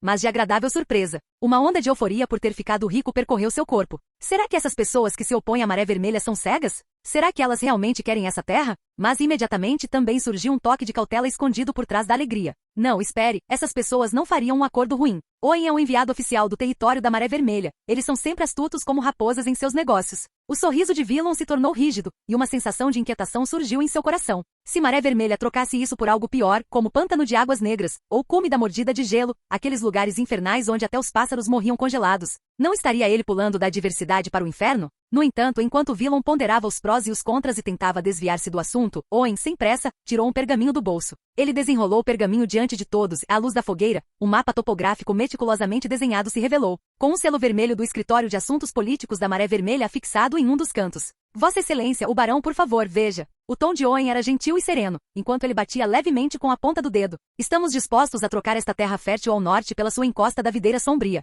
A área que ele indicou estava localizada na parte norte do sudeste, adjacente a um afluente de um grande rio, com terreno plano e abundantes fontes de água. O mapa estava repleto de anotações feitas com tinta fina. Zonas úmidas na foz do rio, 3 áreas agrícolas utilizáveis demarcadas, 2 pequenas trilhas e uma possível veia de ferro frio. Esta área tem terreno estável, não propenso a alagamentos. O solo na encosta sul é cinza acastanhado e os levantamentos mostram que é adequado para o cultivo de trigo, acrescentou Owen, olhando para cima. Mais importante ainda, há suspeitas de que exista aqui uma extensão de um cinturão de minério de ferro frio, muito provavelmente uma mina de ferro. O coração de Villon deu um salto repentino, e sua respiração até diminuiu em meio tempo. Mina de ferro a frio? Uma veia de minério madura como essa quase poderia sustentar um território inteiro. Pode-se dizer que este era um pedaço de terra bastante bom, comparado à sua encosta da videira sombria, que era tão árida que poderia criar fantasmas. Era praticamente um feudo digno de um nobre. Mas espere, isso não está certo. Por quê? Por que Maré Vermelha usaria um lugar tão bom, quase adequado como território vassalo de uma cidade principal, para trocar por suas terras? Mas, independentemente de tudo, ele sabia que precisava aumentar o preço.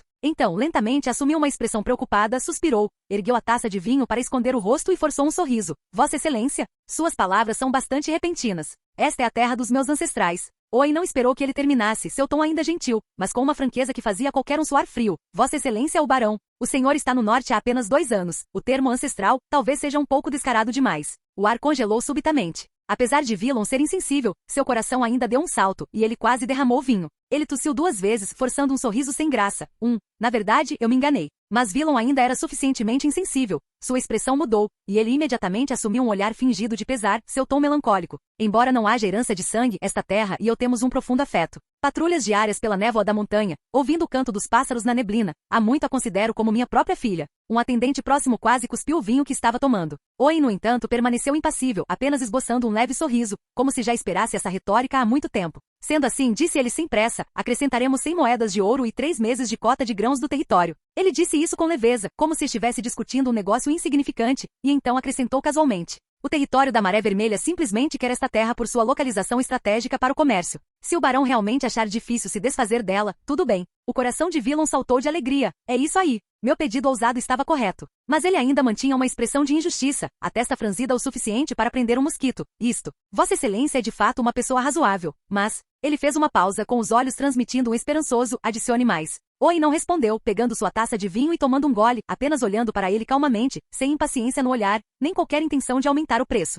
Os dois se encararam em silêncio por alguns instantes. Villon, sem experiência em negociação, percebeu que aquele poderia ser o preço máximo que a Maré Vermelha poderia oferecer. Se exigisse mais, o pato que estava quase em sua boca poderia voar para longe. Ele só pôde cerrar os dentes, finalmente desistindo da ideia, pigarreando e adotando uma expressão de quem pondera o bem maior, assentindo lentamente. Isso. Tudo bem. Pelo bem de Lord Louis, vamos trocar.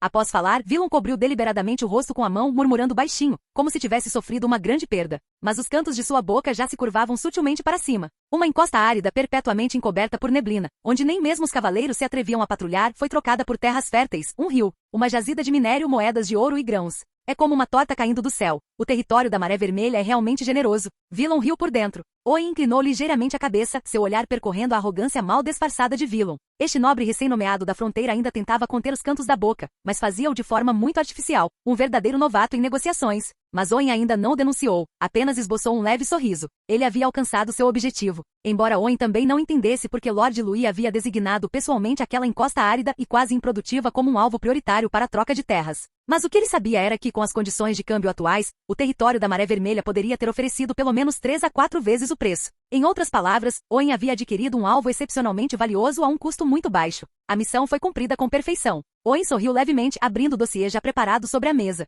Se não houver objeções, Vossa Excelência, o barão, por favor, assine e carimbe. Villon já estava impaciente. Antes da chegada do enviado, ele ainda conseguia manter alguma compostura, mas agora, vendo a outra parte oferecendo proativamente caneta e papel, ele sorriu tão amplamente que os cantos de seus olhos se enrugaram como flores. Claro, claro. Ele fingiu folhear algumas páginas, murmurando sobre termos razoáveis, e Lord Louis é de fato um homem justo. Então, sem hesitar, ele carimbou o brasão de sua família. Owen anotava discretamente ao lado dele, depois se levantou com um adeus educado, recolhendo lentamente o mapa e o contrato. Enquanto isso, o barão Villon permanecia imerso em sua pequena satisfação de ser um gênio da negociação, como se tivesse acabado de levar a melhor em um negócio arriscado. Mas nenhum dos dois sabia que sob aquela encosta árida aparentemente insignificante jazia um tesouro inestimável. O sistema radicular da flor de seda do abismo serpenteava como uma teia de aranha. Se suas fibras nervosas centrais pudessem ser extraídas com sucesso, ela se tornaria a base para uma nova geração de bombas mágicas. No futuro, tornar-se-ia o núcleo de uma arma capaz de mudar o rumo da batalha. Capítulo 306. Enquanto enviados viajavam de um lado para o outro entre vários pequenos territórios nobres, a expansão do território da Maré Vermelha progredia a um ritmo inegável. A razão para isso era que a maioria dos senhores feudais não tinham um apego profundo à terra sob seus pés. Eles estavam dispostos a abrir mão dela a qualquer momento, caso lhes fosse oferecida uma tentação suficiente, como um território mais adequado para o seu próprio desenvolvimento. Além disso, esses pequenos nobres tinham plena consciência de que, sem o apoio e o comércio do território da Maré Vermelha, seus pequenos territórios teriam sido engolidos pela guerra e pela fome. Antes do surgimento do território da Maré Vermelha, mesmo sem guerra, eles tinham que suportar a escassez de alimentos e depender de ajuda externa para sobreviver. Agora, o território da Maré Vermelha era como um farol, emitindo um brilho reconfortante, protegendo-os da pressão e do assédio externos. Isso era especialmente verdade para os nobres pioneiros que haviam chegado ao norte apenas alguns anos antes. Para eles, seu território era mais um fardo. Na verdade, não fosse a proibição explícita no Edito dos Pioneiros do Norte, que impedia os senhores pioneiros de deixarem o norte à vontade. Essas pessoas teriam preferido vender seus territórios diretamente e retornar ao sul para continuarem levando sua vida dissoluta. Por que ser um miserável Lorde do Norte? Os jovens mestres do sul só comiam e bebiam, nada mais. Mas agora, Lorde Louis do território da Maré Vermelha ofereceu-lhes uma nova oportunidade. O fornecimento de alimentos, dinheiro e materiais já os havia tirado da pobreza em que viviam. O comércio de mercadorias também lhes permitiu recuperar sua dignidade aristocrática, desfrutando da vida nobre que outrora haviam perdido. Cada carroça de vinho enviada pelo território da Maré Vermelha representava a esperança de que a extravagância continuasse. Assim, quando o território da Maré Vermelha propôs a ideia de troca de territórios, muitos pequenos nobres concordaram prontamente. Eles olharam para a terra em suas mãos, sem qualquer relutância em se separar dela. Quem não gostaria de aproveitar uma oportunidade dessas para garantir um futuro mais estável? No entanto, nem todos conseguiram concluir a transação de uma só vez. Havia também um pequeno número de nobres que nutriam uma obsessão não declarada. Essa terra era um símbolo da glória de sua família, um testemunho do suor e da luta de inúmeras gerações. Seja pela paisagem selvagem varrida pelo vento e castigada pelo sol, ou pelas figuras atarefadas nos campos, este lugar ficou profundamente gravado em suas vidas, tornando-se quase uma parte inseparável deles. Mesmo com condições tão tentadoras diante deles, a proposta de troca oferecida pelo território da Maré Vermelha, alimentos, dinheiro, recursos e garantias futuras, ainda não conseguiu abalar seu apego a esta terra. Portanto, Lorde Louis não exigiu à força uma troca desses nobres senhores. Em vez disso, ele propôs um novo plano com uma atitude cooperativa, desenvolvimento conjunto do território e trabalho em conjunto para construir um futuro. Não estamos apenas trocando essas terras, disse o enviado da Maré Vermelha com gentileza. Podemos cooperar, cultivar a terra, estabelecer oficinas e alcançar benefícios mútuos e resultados vantajosos para todos. O território da Maré Vermelha está disposto a fornecer-lhe materiais e apoio técnico, e partilharemos todos os lucros desta terra, exigindo apenas que ceda algum poder ao território da Maré Vermelha. Essa proposta era praticamente a única maneira pela qual esses nobres poderiam aceitá-la. Embora lhes fosse difícil se separar daquela terra, diante das promessas do território da Maré Vermelha e da cruel realidade, eles sabiam que não tinham escolha. Se eles continuassem a se apegar ao território sob o nome de sua família, a influência desta diminuiria gradualmente, e eles poderiam até mesmo não conseguir sobreviver. Após longa deliberação, esses nobres finalmente concordaram com a proposta do território da Maré Vermelha. Estamos dispostos a cooperar e construir um futuro, assentiu um dos lordes, com um tom de determinação na voz. Embora seus corações estivessem cheios de amargura pelo futuro de suas famílias, eles estavam dispostos a abrir mão das glórias passadas e abraçar novas oportunidades. A atitude cooperativa subsequente do território da Maré Vermelha também suavizou a mentalidade dos nobres. Eles não se apegavam mais à mera forma desta terra, mas almejavam uma prosperidade compartilhada no futuro. Com exceção desses poucos nobres que mantiveram a glória ancestral, a maioria dos senhores, na verdade, só via benefícios imediatos. E embora soubessem que as condições oferecidas pelo território da Maré Vermelha já eram muito generosas, ao verem os enviados do território da Maré Vermelha estenderem um ramo de oliveira, muitos pequenos nobres ficaram gananciosos, acreditando que possuíam moeda de troca e poderiam exigir termos mais vantajosos. Eles pensaram, esta é uma grande oportunidade, como posso deixar escapar uma chance tão rara? Essas pessoas tinham consciência da importância da proteção do território da Maré Vermelha para elas. Acrescente 3.000 moedas de ouro como compensação adicional pela troca, sugeriu um lorde, erguendo uma sobrancelha com orgulho. Ou fornecer rações alimentares para mais 2 anos, acrescentou outro lorde ganancioso. Alguns senhores chegaram a propor condições ainda mais exageradas, exigindo que o território da Maré Vermelha reduzisse os impostos sobre a terra,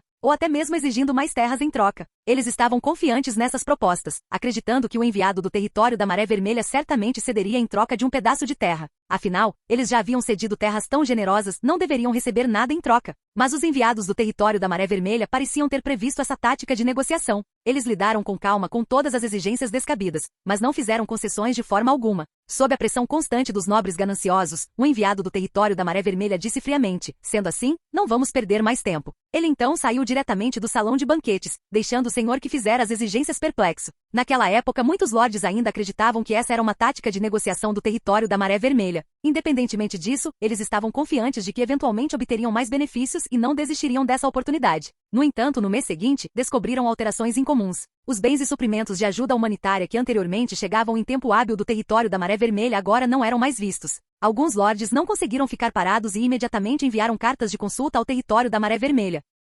No entanto, o território da Maré Vermelha não ofereceu muitas explicações, limitando-se a afirmar: atualmente, os materiais são escassos e as solicitações devem ser aprovadas por ordem de apresentação, mas nenhuma data específica ou ordem na fila foi fornecida. Com o passar dos dias, cada vez mais senhores começaram a perceber que poderiam ter sido deliberadamente ignorados pelo território da Maré Vermelha. É assim que funciona o território da Maré Vermelha? Eles são bárbaros, murmuraram, sentindo-se desconfortáveis. Aqueles nobres que outrora pensaram poder extrair mais benefícios do território da Maré Vermelha gradualmente perceberam que haviam chegado a um beco sem saída. A paciência do território da Maré Vermelha havia chegado ao limite, e qualquer tentativa de ser insaciavelmente ganancioso na transação acabaria por ter um preço. Com o passar do tempo, a postura antes firme de muitos nobres em se recusar a ceder seus territórios foi gradualmente se tornando mais complexa. Alguns lordes antes arrogantes começaram agora a demonstrar impotência e raiva. Embora estivessem insatisfeitos, gradualmente perceberam que não podiam recusar a proposta do território da Maré Vermelha. Poucos meses depois, quase todos os lordes solicitaram proativamente a troca de territórios com o território da Maré Vermelha. Mas, para sua surpresa, os termos do território da Maré Vermelha eram muito mais baixos do que a versão original. Isso os deixou muito irritados, e eles questionaram o enviado negociador sobre o motivo disso.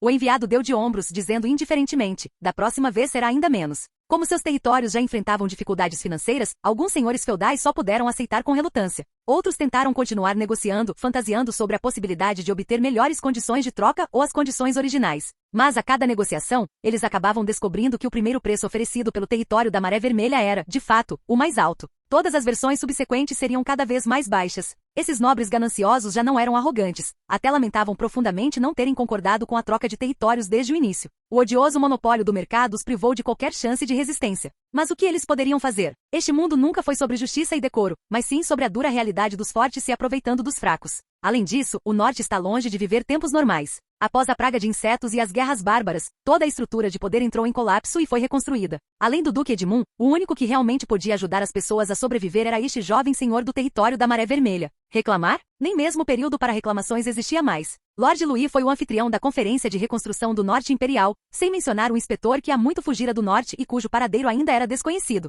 Até mesmo a capital imperial estava em caos político. Essa pequena questão no norte não causaria sequer um impacto. Nessa região nevada do sudeste, o único lugar que podia alimentá-los e mantê-los vivos era o território da Maré Vermelha. A única força capaz de controlar recursos, controlar mercados e decidir quem vivia e quem morria era também o território da Maré Vermelha. Então, eles inclinaram a cabeça. Mesmo sabendo que estavam em desvantagem, só lhes restava cerrar os dentes e aceitar as condições de câmbio agora significativamente reduzidas. Pelo menos ainda podemos recuperar alguma coisa, não ficaremos sem nada, consolaram-se. Assim como uma mão gigante invisível, o território da Maré Vermelha foi reunindo, de forma contínua e constante, um pedaço de terra após o outro dos antigos nobres e senhores pioneiros. O que foi incorporado não foram apenas as colinas fronteiriças aparentemente pobres em recursos, ou os vales florestais, aparentemente dispensáveis. O que era verdadeiramente importante eram os territórios que continham recursos especiais ou que estavam localizados em passagens estratégicas e centros de transporte. A encosta da Videira Sombria foi apenas o começo. Havia também a travessia do Rio da Fortuna, o Vale do Ramo Gelado e a Cordilheira da Terra Vermelha. Todas as áreas discretamente circuladas em vermelho no mapa de Lord Louis agora mudaram de mãos legitimamente.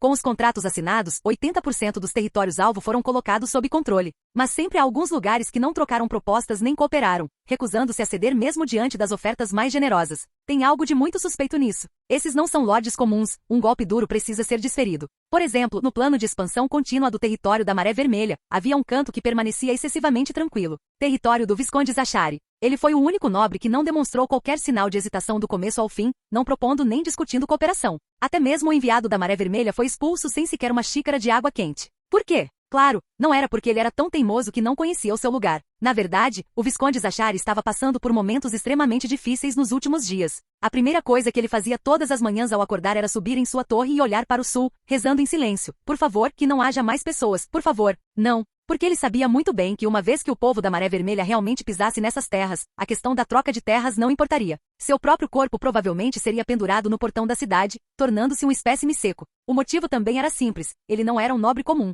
Ele era descendente da antiga Terra da Neve, tendo outrora laços com os Jurados da Neve, que foram completamente erradicados. Mesmo com o status de nobre imperial, seu salão subterrâneo ainda abrigava uma estátua quebrada do antigo deus do abismo gélido. Todos os anos, ele oferecia sacrifícios de pessoas vivas que podiam trazer proteção contra a morte nos ventos de inverno. Quanto à origem dessas pessoas sacrificadas, bastava pegar algumas pessoas aleatórias do território, não era o suficiente? Então, quando o território da Maré Vermelha propôs o plano de troca de terras e cooperação, e enviou um emissário, Zashari ficou quase apavorado. Assim que o território da Maré Vermelha entrasse, eles viriam tudo. Se descobrirem que sou eu, então acabou de vez. Então ele tomou uma decisão aparentemente firme, mas na verdade tomada em pânico. Fechar os portões da cidade e recusar a entrada de todos os visitantes afetados pela Maré Vermelha. Mesmo que isso significasse ofender o Senhor da Maré Vermelha, eles não poderiam entrar. O sol da manhã entrava pela janela alta, iluminando um grande mapa do Nordeste, densamente marcado. E a maior parte da terra estava manchada com marcas vermelhas escuras, simbolizando a expansão contínua do território da Maré Vermelha. Esses eram territórios que haviam sido anexados, integrados e trocados, espalhando-se como uma maré ao redor da cidade principal. Mas também havia alguns lugares que pareciam fora de lugar.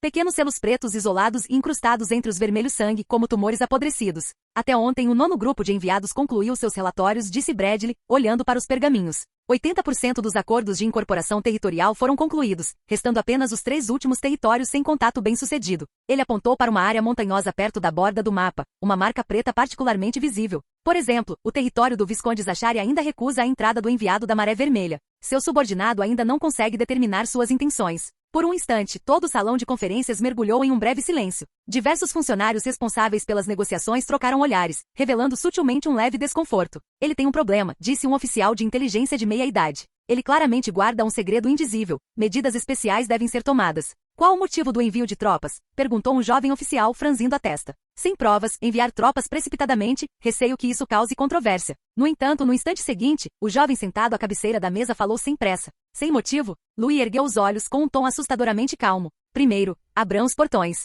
Se realmente não houve crime. Ele fez uma pequena pausa, depois sorriu, então encontre uma adequada e atribua a culpa a ele. Ao ouvirem essas palavras, pareceu que a temperatura em todo o salão de conferências caiu instantaneamente vários graus. Ninguém mais falou. Para um visconde, encontrar um crime adequado nunca foi um problema. É claro que o que eles não sabiam era que naquela altura, Lord Louis já tinha tomado conhecimento da adoração de um deus maligno por parte do Visconde Zashari, através do sistema diário de inteligência.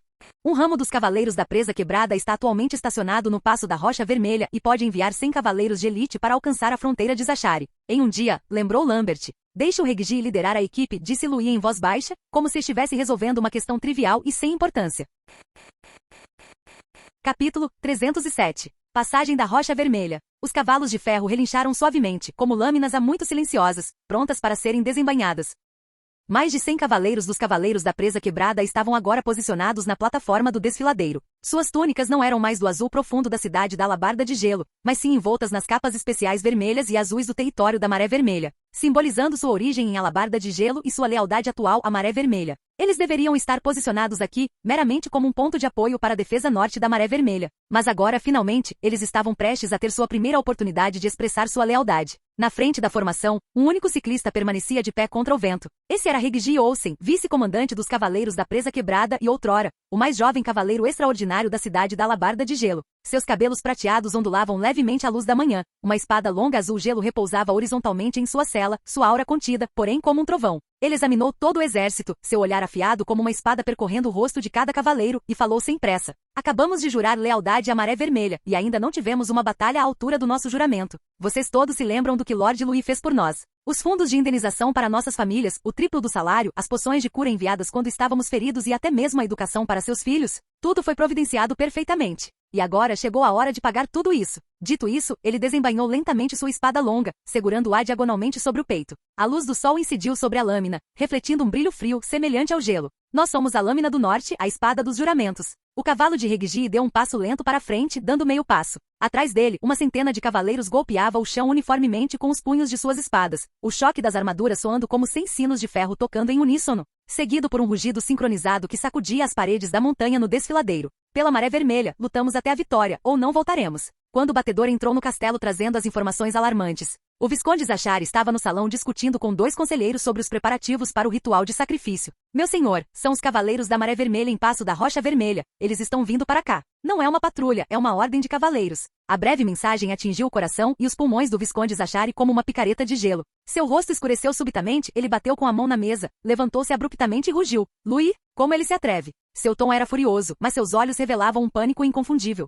Ele pensara que depois da visita do enviado da Maré Vermelha ter chegado a um impasse e não ter havido qualquer progresso durante um mês, tinha superado com sucesso essa crise. Afinal, eles não se atreveriam a forçar uma venda. Mas quem diria, ele não esperava que enviassem cavaleiros para tomar posse diretamente do local. Será que realmente não havia mais lei no norte? Contudo, ao saber que a força adversária era composta apenas por 100 cavaleiros, um lampejo de desdém brilhou nos olhos de Zachary. Aquele rapaz era verdadeiramente arrogante, precisavam aprender uma lição. Apenas 100 homens. Será que eles pensam que 100 homens podem entrar no meu território? Ele zombou, atirando o relatório militar na lareira. O papel rapidamente se transformou em cinzas nas chamas, mas ele não sentiu nenhum calor. Reúnam todo o exército, ordenou ele friamente. Tragam também meus velhos amigos, aqueles que eu abriguei durante a praga de insetos. É hora de provarem sua lealdade. Então ele vestiu sua armadura e subiu até as altas muralhas do castelo interior, olhando para os guerreiros no pátio. Sob o comando do Visconde Zachary, 300 cavaleiros estavam alinhados, aguardando ordens. Todos eles eram cavaleiros hereditários da família Zachary. Eles haviam treinado e crescido no território desde a infância. Eram seus cavaleiros mais leais, sua força mais confiável. E do lado de fora do castelo, outra força de mais de 400 guerreiros com armadura leve se reunia silenciosamente. Diferentemente dos cavaleiros comuns, suas armaduras eram desalinhadas, mas suas expressões eram ferozes e indomáveis. Seus olhos revelando um desejo de agressão quase bestial. Esses eram os jurados da neve que sobreviveram milagrosamente à praga de insetos. Eles já foram inimigos mortais do Império, tendo desencadeado guerras e derramamento de sangue no norte. Mas agora, Zachary os havia incorporado secretamente sob seu comando, escondendo-os discretamente em meio ao seu exército particular. Era também um segredo que ele jamais poderia permitir que fosse revelado. Uma vez revelado que ele abrigava e mantinha em segredo remanescentes da antiga Terra da Neve, mesmo que o território da Maré Vermelha permanecesse em silêncio, os outros nobres do norte jamais o deixariam ir. Naquela ocasião, ele não apenas perderia seu território, mas até mesmo seu cadáver seria profanado. 800 homens se reuniram, armas se chocaram, bandeiras tremulando. Zachary subiu a muralha da cidade, ergueu seu cetro e sua voz ecoou por todo o exército. Que eles saibam que o poder da Maré Vermelha não se aplica a nós? A linhagem do País da Neve. Os soldados responderam em uníssono, seus gritos como trovões. A geada da manhã ainda não havia dissipado, e o vento frio agitava os estandartes de batalha da Maré Vermelha. As 100 tropas dos Cavaleiros da Presa Quebrada estavam dispostas diante da cidade, o emblema do sol da Maré Vermelha brilhando intensamente sob a luz do sol. O olhar de Reggie percorreu friamente o alto muro. Sombras sob mantos cinza esbranquiçados permaneciam silenciosas, delineando rostos desconhecidos, porém familiares, contra a luz. O olho de Reggie tremeu, reconhecendo de imediato que aqueles não eram defensores comuns. Ele havia servido no regimento Lâmina Quebrada da Alabarda de Gelo por mais de 10 anos. Conhecia muito bem aquele cheiro, castigado pela neve. Aquele nome, que deveria ter sido extinto pela praga de insetos, ainda espreitava nas sombras como uma serpente venenosa. Ele bufou friamente, o olhar ficando ainda mais gélido, a voz não alta, mas cortante como uma lâmina raspando uma armadura. Esses ratos, nem todos morreram ainda. Um fogo intenso acendia-se lentamente em seu coração. Ele tinha uma rixa sangrenta com os jurados da neve. Ele próprio arrastou para fora do campo de batalha os corpos de irmãos que haviam sido emboscados e mortos pelos jurados da neve. Ele cerrou os dentes e lutou para escapar das emboscadas, apenas para deixar uma recha de esperança para seus camaradas. Ele pensou que aquelas criaturas rastejantes tivessem sido completamente devoradas pela maré de insetos, mas não esperava que elas rastejassem para fora da carne em decomposição mais uma vez, como insetos cunhada. A mão de Reggie já estava no punho da espada. Parece que não viemos ao lugar errado. Ele desembainhou lentamente a espada longa com o emblema da lâmina quebrada gravado e apontou-a para o portão da cidade, que estava trancado com segurança. Esquadrão Bomba Mágica, preparem-se. Vários cavaleiros com armaduras pesadas, vestindo os mantos de aura de batalha especializados da Maré Vermelha, esporearam seus cavalos da retaguarda, carregando nos ombros pesados lançadores de bombas mágicas ao estilo da Maré Vermelha, cujos canos tremiam, emitindo um claque de metal se chocando. Reggie estava na frente da formação, com a lâmina de sua espada em movimento, e rugiu como um trovão. Abram o portão inimigo. Bum! No segundo seguinte, uma bomba mágica rasgou o ar, atingindo o portão da frente como uma chuva repentina de meteoros. Com um estrondo ensurdecedor, todo o portão duplo de madeira e ferro explodiu, estilhaços espalhando-se por dezenas de passos. E os cavaleiros que o defendiam atrás do portão foram derrubados de seus cavalos pela explosão. O impacto da explosão, juntamente com as chamas, engolfou instantaneamente várias fileiras de defensores na entrada. Os lábios de Reggie se curvaram num sorriso frio. Nada mal. Então ele brandiu sua espada diagonalmente para a frente e gritou: lâmina quebrada, ataque! A ordem dos cavaleiros entrou em formação com um rugido, como um castelo de aço em movimento que se ativa subitamente. Espadas longas com detalhes em prata erguidas em uma carga unificada. Na muralha da cidade, o rosto do Visconde Zachary estava pálido como a morte, seu corpo tremendo enquanto caía de joelhos. Sua capa rasgada em um canto pelo impacto da bomba mágica. Ele estava em um estado deplorável. Ataque frontal? Droga, eles estão loucos? Ele se levantou com dificuldade, observando a centena de ciclistas da Maré Vermelha, que romperam a formação como um relâmpago lá embaixo, com a garganta apertada. 300 cavaleiros ainda não estavam totalmente em formação, e 400 remanescentes dos Jurados da Neve ainda estavam se reposicionando. Inicialmente, ele pensou que haveria tempo suficiente para construir uma linha de defesa, mas aquela explosão inicial da bomba mágica quebrou o ritmo da batalha. Reggie avançou à frente, como um raio de luz azul esverdeado serpenteando pela formação inimiga. Onde o brilho de sua espada reluzia, o sangue espirrava, como lírios-aranha desabrochando repentinamente na neve. Atenção! O cavaleiro comandante da linha de frente gritou alarmado, mas antes que pudesse organizar um contra-ataque, a espada longa de Reggie cortou o ar com um brilho gélido, e uma aura de batalha em forma de crescente rasgou o ar. Bum! 2 cavaleiros importantes, homens e cavalos, foram cortados ao meio. Antes que a linhagem sanguínea pudesse se desprender das partes separadas, seus corpos já haviam desabado. Não tenham medo. São apenas 100. Cerqueinos, bradou um vice-general, tentando estabilizar o moral da tropa. Mas antes que ele terminasse de falar, as 2 asas dos cavaleiros da presa quebrada se abriram instantaneamente. A cavalaria pesada avançou, como uma muralha de ferro esmagando as primeiras fileiras do inimigo, enquanto a cavalaria veloz na retaguarda penetrava a abertura que Reggie havia criado com sua espada, como uma espada longa gigante cortando uma torrente de carne e sangue. Lâminas cortavam armaduras de ferro, aura de batalha estilhaçava lanças, cada movimento do cavaleiro da lâmina quebrada era tão preciso e mortal quanto um manual, como um massacre eficiente. Recuar, recuar. Os gritos de um exército em colapso finalmente ecoaram, a linha de frente desmoronando como uma barreira de neve que se rompe. De repente, ouviu-se um rugido vindo da lateral. Matem! Era uma pequena equipe de guerreiros Jurados da Neve, formada temporariamente, vestidos com peles de lobo branco acinzentadas, com os olhos vermelhos como sangue. Eles brandiam machados pesados e lanças compridas, investindo com rugidos furiosos sobre lajes quebradas, completamente destemidos diante da aura de batalha que emanava dos cavaleiros à sua frente. O líder avançou imprudentemente, vestido com uma armadura enferrujada, sua aura de batalha rodopiando como um vendaval em meio ao seu rugido. Mas Reggie apenas se virou, lançando-lhe um olhar frio. Ele apontou sua espada longa para frente e ordenou levemente, flanqueie e suprimir. Em resposta, soou uma corneta, e a ala esquerda dos cavaleiros da presa quebrada imediatamente esporeou seus cavalos para a frente. À frente deles estava uma cavaleira, sua longa lança brilhando como uma serpente, aura de batalha azul solidificando-se instantaneamente em uma lâmina, capaz até de cortar um arco no ar. Um único golpe atravessou o coração do guerreiro líder dos Jurados da Neve, a aura de batalha rompendo seu corpo, uma névoa de sangue explodindo no ar. Então, vários cavaleiros chegaram em uníssono, escudos avançando como uma muralha contínua, golpes pesados decepando os joelhos e os ombros dos guerreiros Jurados da Neve. Machados de batalha foram derrubados e antes mesmo que um contra-ataque pudesse começar, eles se tornaram uma polpa sangrenta. Esses remanescentes dos Cavaleiros da Neve, embora bravos, tiveram dificuldade em formar uma linha coerente sob a supressão da aura de batalha dos Cavaleiros da Presa Quebrada, e foram derrotados um a um. A última onda de Jurados da Neve se reuniu atrás das ruínas de uma torre de pedra, construindo uma defesa improvisada, com a intenção de lutar até a morte. Mas foram recebidos por 3 bombas mágicas disparadas consecutivamente pelos cavaleiros do flanco direito da lâmina quebrada.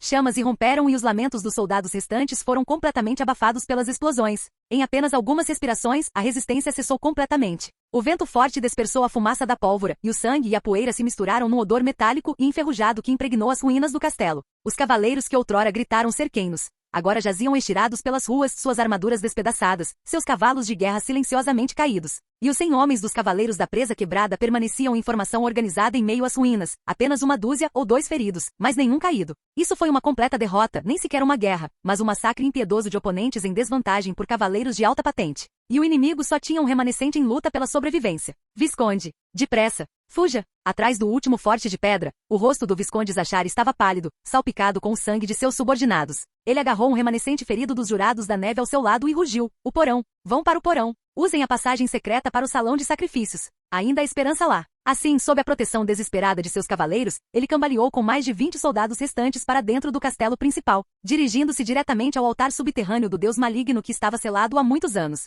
Enquanto eu oferecer sangue a, ela responderá. Ela ainda estará disposta a nos proteger, os descendentes da antiga Terra da Neve. Os olhos de Zachar estavam enlouquecidos, murmurando encantamentos. Atrás dele, resquícios sombrios moviam-se ao longo das paredes, seus passos caóticos, sangue escorrendo em linha reta, mas nenhum parava. Quando os cavaleiros da Maré Vermelha nos alcançassem, não haveria mais como voltar vivos. No fundo da adega, no nível inferior do castelo principal, uma tênue luz azul mágica escapava silenciosamente por uma fresta. Era um antigo salão de sacrifícios com sua cúpula circular construída de tijolos brancos como a neve. Mas as rachaduras já estavam cobertas por trepadeiras negras que se retorciam como serpentes. Estava densamente coberta por inúmeros baixos relevos. A estátua invertida do antigo deus do abismo gélido com 7 olhos e uma boca, como um sonho que se abre em um abismo de gelo. No centro do altar de pedra, o rosto do Visconde Zachar estava distorcido, ajoelhado no chão, segurando um coração humano ainda pulsante com ambas as mãos. Suas invocações rápidas como um vento frio passando por uma fenda, provocando ecos estranhos no espaço. Sangue pelos olhos, coração pelo corpo, dívida de sangue pela neve, senhor do abismo gelado, por favor. Basta. Uma voz grave interrompeu friamente o encantamento que ecoava. No instante seguinte, uma aura de batalha explodiu como um trovão, e a porta de ferro do porão se estilhaçou com um estrondo.